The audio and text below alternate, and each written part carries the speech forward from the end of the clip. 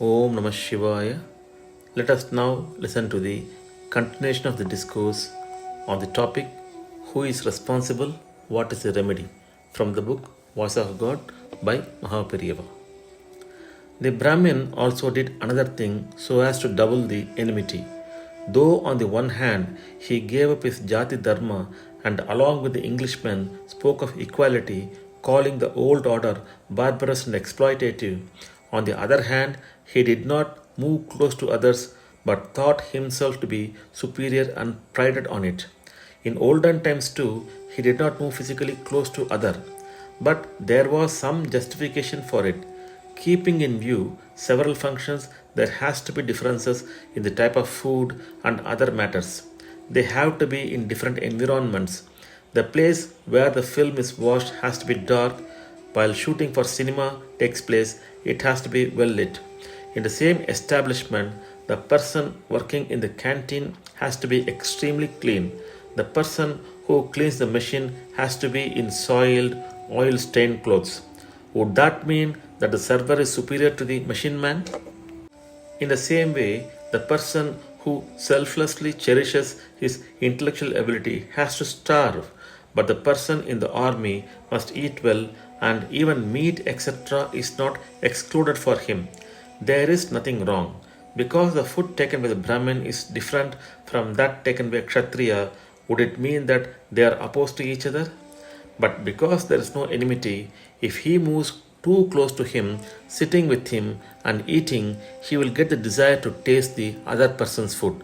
That desire will pull him and finally cause harm to his dharma. For each community of people, its own kula dharma followed by the clan, customs and food habits are appropriate.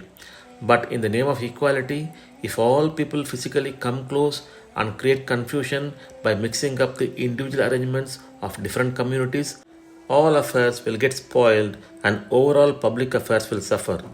It is for this reason that in villages, separate streets existed as Agraharam, Velalar Street, Cheri, etc. This was possible in rural life, but in the modern city life, this is not practicable. Everybody going to work in shifts in the same manner, sitting together in the canteen and eating the same food has become the order of the day. It has become necessary that in this way people have to mix. The Brahmin, who is required to undertake fasts and follow other disciplines without fail, has become like all others in all respects. Since the college timings, office timings, etc., come in the way of his karma anushtanam, he let them go and became like others. Till now, he had observed these things only for the welfare of others. It was mainly for that.